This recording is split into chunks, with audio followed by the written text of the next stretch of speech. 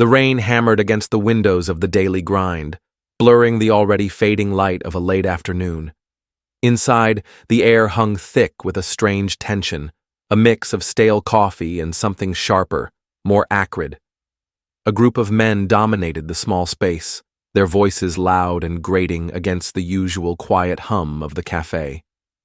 Their leader, a hulking figure with a web of scars crisscrossing his face, slammed his fist on the counter, rattling the sugar dispenser. He barked a laugh, a sound that sent shivers down the spine of the young waiter, barely more than a boy, standing frozen behind the counter. The other men, mirroring their leader's aggression, leaned back in their chairs, their eyes hard and challenging as they scanned the room. Every other customer seemed to shrink into themselves, conversations dying mid-sentence, the clatter of cutlery suddenly amplified in the sudden stillness. In a far corner, an old man sat alone.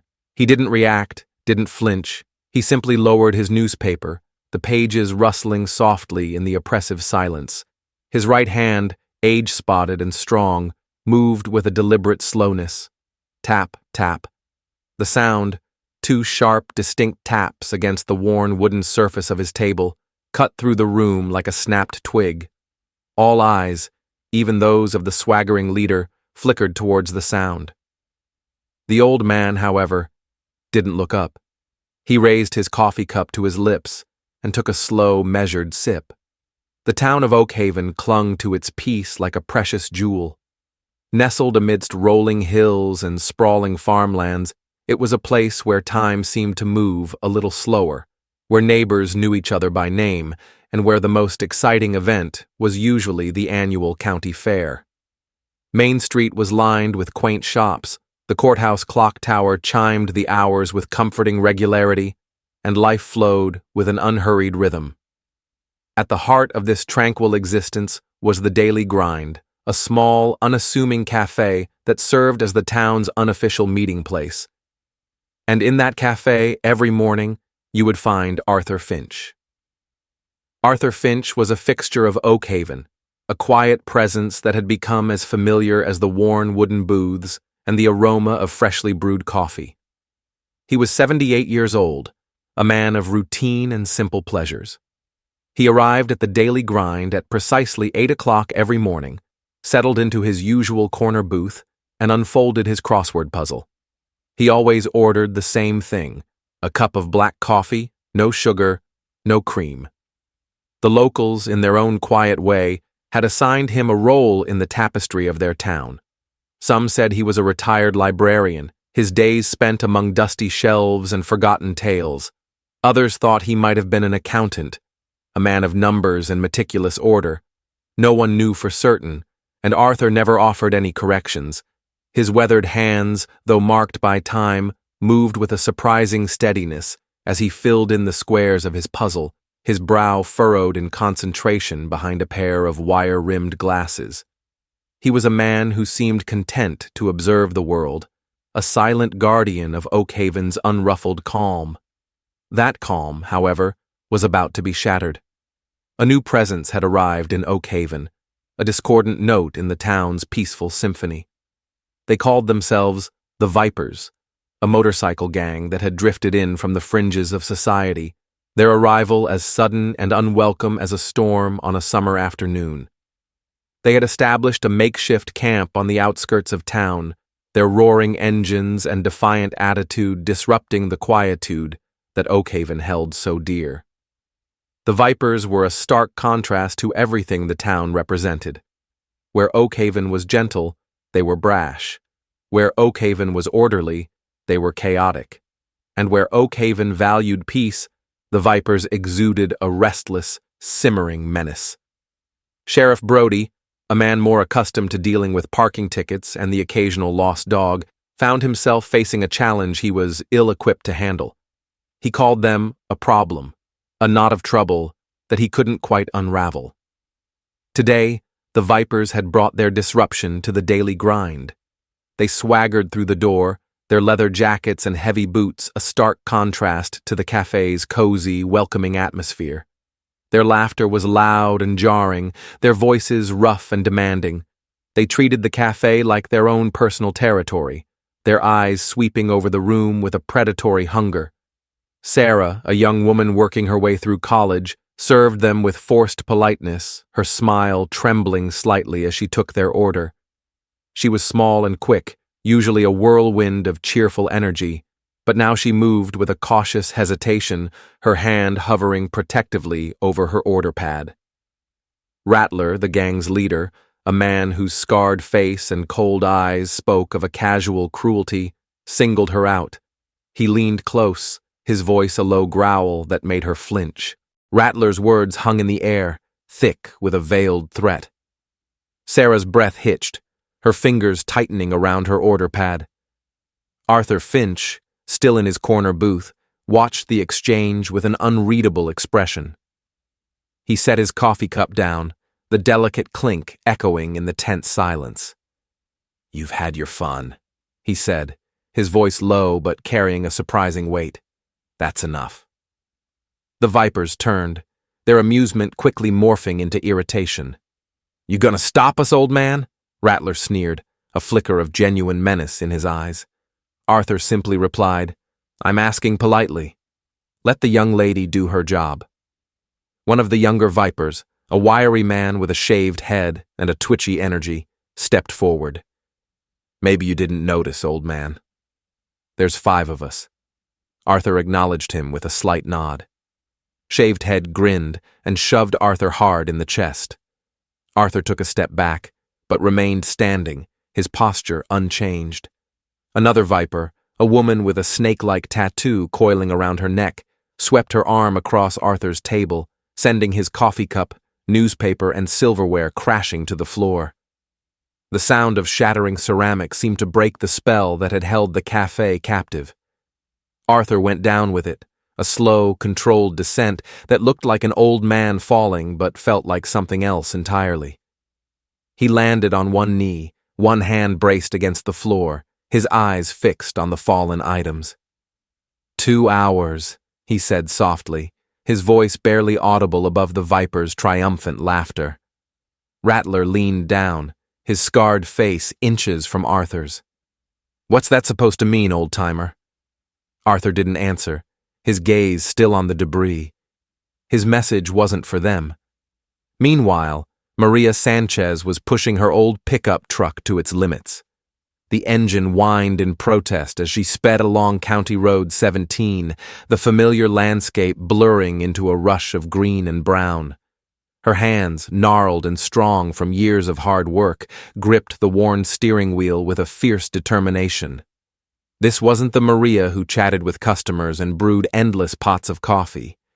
This was a woman on a mission, her face set in a grim line, her eyes focused on a destination miles away. Tucked into her glove compartment was an old, battered satellite phone, a relic from a time long past. It wasn't her usual cell phone, the one she used to call her grandchildren. This phone was a lifeline to a different world, a world of shadows and secrets. It was charged monthly, tested regularly, but never used, until now. At a secluded crossroads miles from Oakhaven, Maria pulled over, the gravel crunching beneath her tires. She reached into the glove compartment and retrieved the phone, her movements precise and efficient. Her fingers, though calloused and worn, danced over the keypad, dialing a long, complex number. It was a number she hadn't dialed in decades, yet it was etched into her memory as clearly as her own name. When the automated tone sounded, she input a 12-digit code followed by a short, staccato sequence. 3, 2.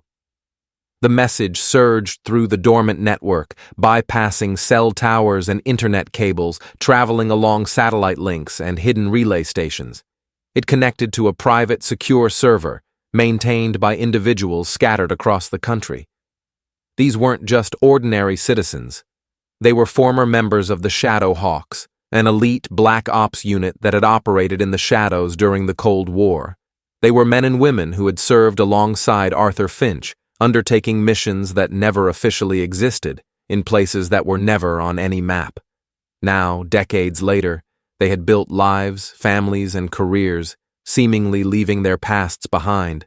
But the network remained, a silent brotherhood and sisterhood, bound by a loyalty forged in the crucible of shared danger and unwavering trust. And when the signal came, the past would awaken. Across the country, in quiet homes and unassuming locations, the message arrived. In a remote cabin nestled in the Montana mountains, a grizzled man with a neatly trimmed white beard picked up a ringing satellite phone, his eyes hardening as he listened. In a bustling city apartment, a sophisticated woman in a tailored suit paused her work, her expression shifting from focused professional to steely resolve. On a fishing boat off the coast of Florida, a weathered captain turned his vessel towards the shore, his movements suddenly purposeful. In a quiet suburban home in Texas, a doctor hung up the phone, her hands steady as she retrieved a hidden case from beneath her floorboards. The code, night owl, double tap, 2 hours, threat active, flashed on secure screens, jolting these individuals back into a world they thought they had left behind. Decades melted away, replaced by the muscle memory of training, the unwavering discipline of their shared past. They moved with a speed and efficiency that belied their age. Weapons were retrieved. From hidden caches, vehicles were fueled, and plans were silently made. There were no questions, no hesitation. The system had been built on absolute trust. If the signal came, it was legitimate. If one of their own needed help, nothing else mattered.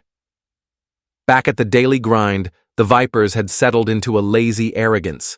They sprawled across booths, their boots propped up on tables, their voices booming as they demanded more food.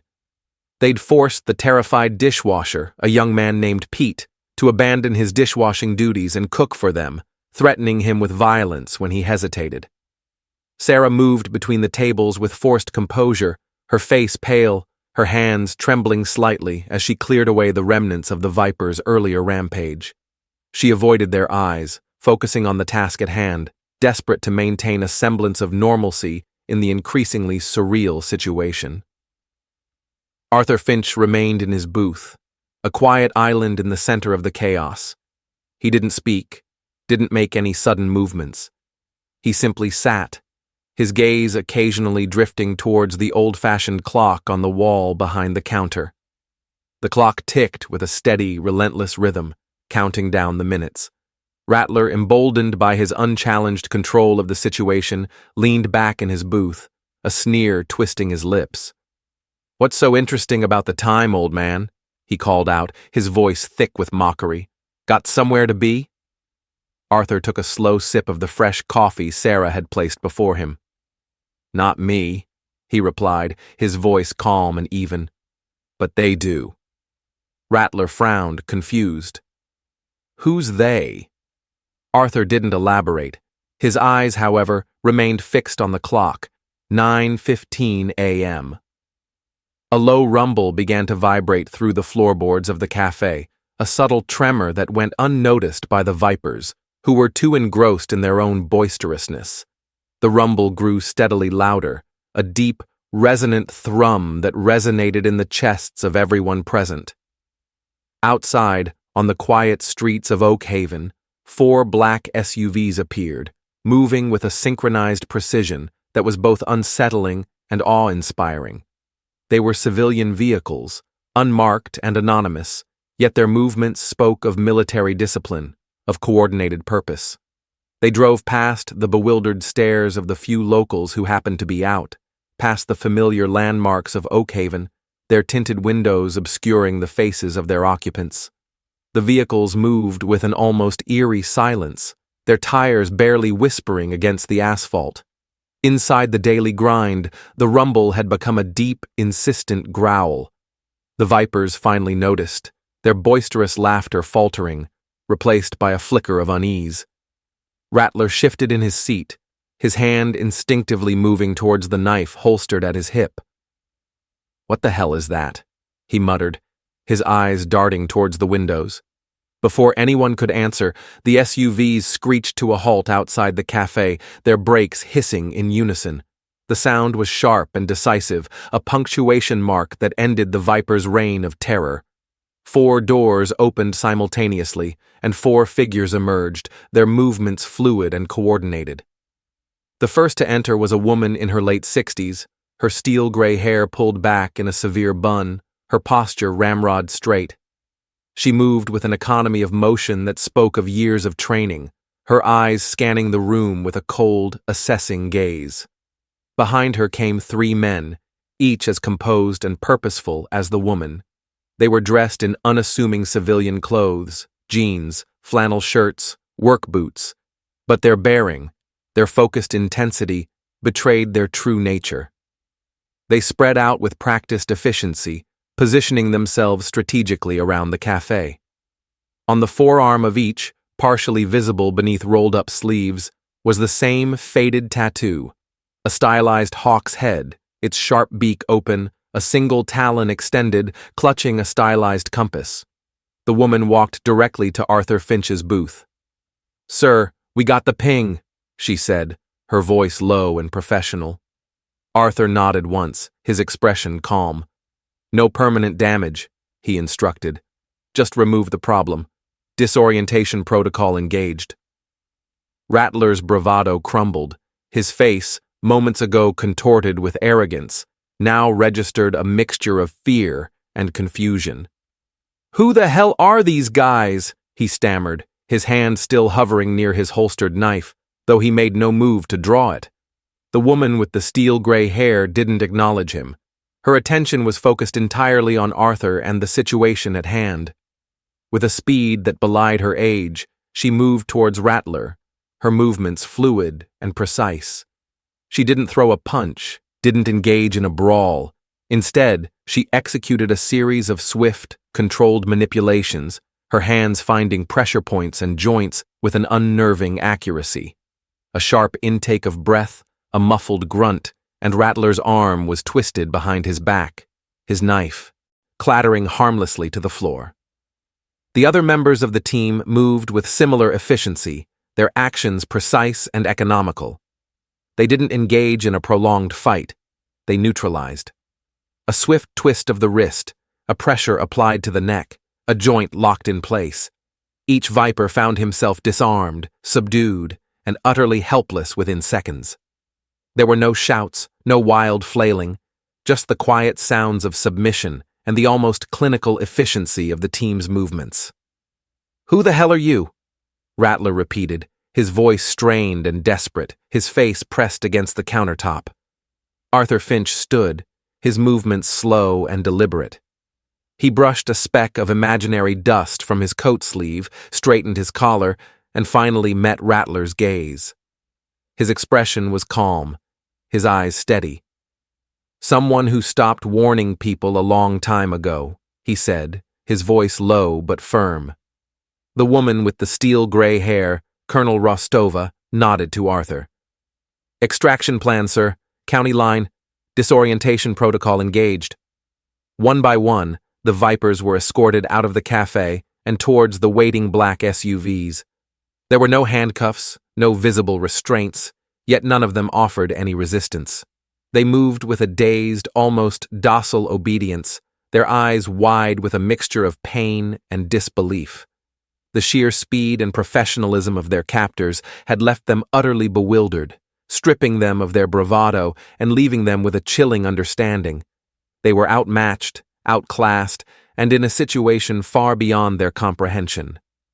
Sheriff Brody arrived 15 minutes later, his patrol car lights flashing, his face creased with concern. He'd received a frantic call from a dispatcher about a disturbance at the Daily Grind, and he'd arrived expecting a brawl, a robbery, something he could handle with his usual methods. What he found, however, was a scene of unsettling normalcy. The cafe was quiet, almost serene. Coffee was being poured, breakfast was being served, and Arthur Finch was calmly reading his newspaper in his usual corner booth. "Got a call about a disturbance," Sheriff Brody said, looking around the cafe with a bewildered expression. Sarah, her earlier fear replaced by a newfound composure, smiled reassuringly. "No disturbance, Sheriff," she said. "Just some customers who decided to leave rather suddenly." Sheriff Brody frowned, his gaze lingering on the empty space where the Vipers had been. "Thought I saw some biker motorcycles out front earlier," he muttered. Arthur Finch lowered his newspaper slightly. "They left them," he said, his voice mild. "Someone will collect them later today." The sheriff studied Arthur for a moment, sensing something beneath the surface of his words, a subtle undercurrent that he couldn't quite grasp. He shook his head, attributing his unease to the lingering stress of the situation. "Unusual," he said, more to himself than to anyone else. Arthur turned the page of his newspaper. "So is harassing waitresses before 9 in the morning," he commented dryly. Something in Arthur's tone, a quiet authority that Sheriff Brody couldn't quite place, made him decide not to press the matter further. He tipped his hat to Sarah and Arthur and left the cafe, a nagging sense of unease lingering in his mind. He couldn't shake the feeling that he had missed something significant, that something extraordinary had happened right under his nose. By sunset, the 4 black SUVs had crossed back over the state line, their mission accomplished. The Vipers were deposited at a bus station 2 counties away, bruised, battered, and utterly disoriented. They were given a clear, unambiguous warning. Return to Oakhaven, and the next extraction would be permanent. The message was delivered without threats, without raised voices, but with a cold, unwavering certainty that left no room for doubt. Their motorcycles appeared in the Oakhaven police impound lot the following morning, accompanied by perfectly legitimate paperwork citing a list of minor traffic violations. No one questioned how they got there. The members of the Shadowhawks team dispersed back to their civilian lives, slipping back into their routines as seamlessly as they had emerged from them. Their satellite phones fell silent once more, waiting for a call they hoped would never come again.